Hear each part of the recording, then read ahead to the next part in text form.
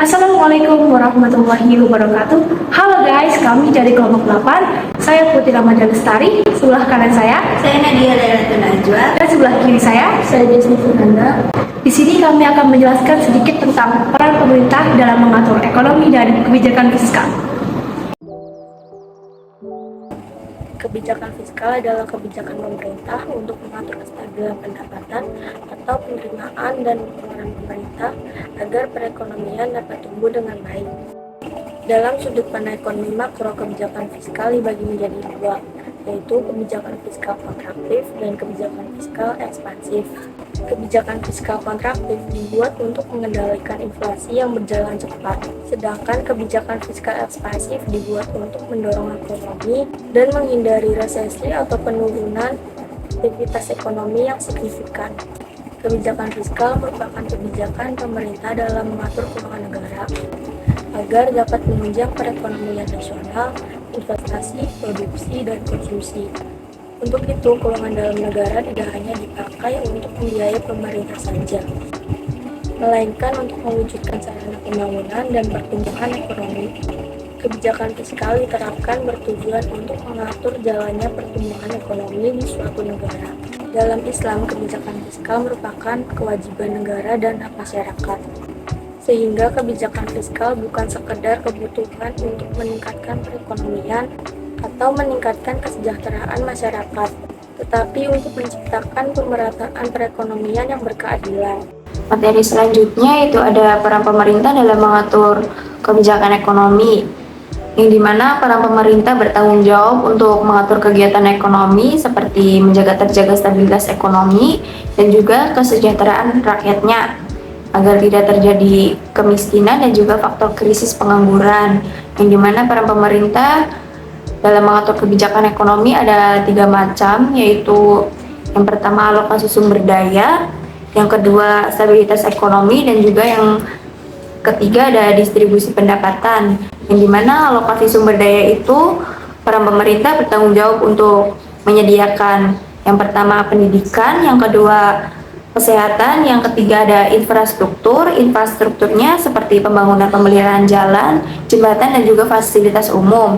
Yang keempat ada pertahanan atau keamanan negara seperti militer. Yang kelima menciptakan pekerjaan dan juga ketenaga kerjaan yang mendukung seperti penciptaan lapangan kerja, pelatihan tenaga kerja, dan juga perlindungan sosial. Yang kedua ada stabilitas ekonomi, yang dimana peran pemerintah tersebut bertanggung jawab untuk menjaga stabilitas harga atau inflasi, dan juga yang kedua ada stabilitas pertumbuhan ekonomi, dan juga yang ketiga ada stabilitas tenaga kerja. Yang terakhir yaitu ada distribusi pendapatan. Distribusi pendapatan itu seperti mendistribusikan kekayaan dan juga pendapatan negara untuk implementasi bantuan masyarakat, seperti untuk diberikan kepada masyarakat yang lebih membutuhkan. Materi selanjutnya itu ada instrumen ekonomi Islam pada kebijakan fiskal, yang dimana dalam sudut pandang ekonomi ini instrumen kebijakan fiskal itu dapat terbagi menjadi 2 macam, yaitu yang pertama ada kebijakan pendapatan dan juga kebijakan pendapatan tapi melalui pembayaran pajak, dan juga instrumen kebijakan fiskal itu dapat terbagi menjadi beberapa macam, yaitu yang pertama ada zakat, infak, sedekah, dan juga wakaf atau bisa disebut juga dengan jizwah. Yang kedua ada jizyah, yang ketiga ada ghanimah, dan yang keempat ada kharaj. Dan materi selanjutnya akan dibacakan oleh Putri Ramadhan. Baik, selanjutnya itu ada materi tentang hubungan aset pemerintah dengan kebijakan fiskal. Sebelum beranjak ke materi hubungan aset pemerintah dengan kebijakan fiskal, di sini saya akan menjelaskan sedikit apa itu aset. Aset adalah suatu barang yang memiliki nilai ekonomi, nilai komersial, dan nilai tukar yang dimiliki oleh suatu badan usaha atau instansi dan individu. Aset dapat dikatakan bahwasannya suatu barang yang dimana harus memiliki nilai agar dapat memberikan manfaat dalam aktivitas dunia bisnis ataupun perusahaan. Pada gambar di samping menjelaskan bagaimana mekanisme hubungan aset pemerintah dengan kebijakan fiskal. Pada gambar tersebut dapat disimpulkan bahwasannya aset pemerintah ini diperoleh dari kebijakan fiskal, dan kebijakan fiskal ini sebagai pengelola anggaran dan pengeluaran pemerintah, yang dimana pengeluaran tersebut dapat masuk ke dalam aset pemerintahan seperti properti dan investasi. dari keduanya itu sama-sama menghasilkan jumlah nilai tambah bagi negara.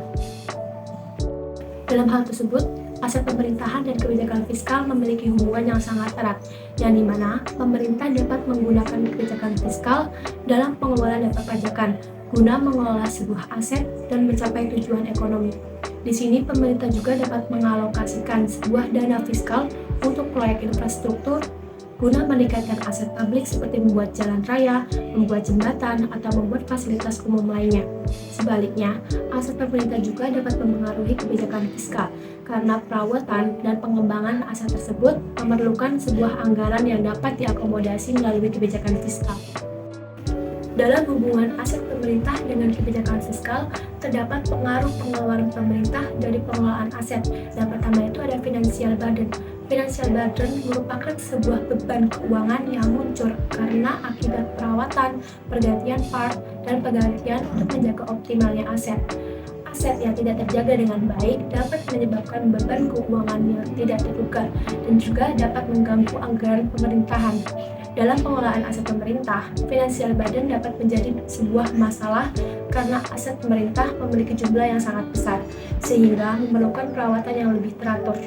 Dan yang kedua itu ada underutilized asset. Underutilized asset ini merupakan aset yang tidak dimanfaatkan secara maksimal, di mana aset yang kurang dimanfaatkan dengan baik dapat menyebabkan pemborosan dan mengeluarkan beban operasi ataupun biaya yang seharusnya tidak dikeluarkan.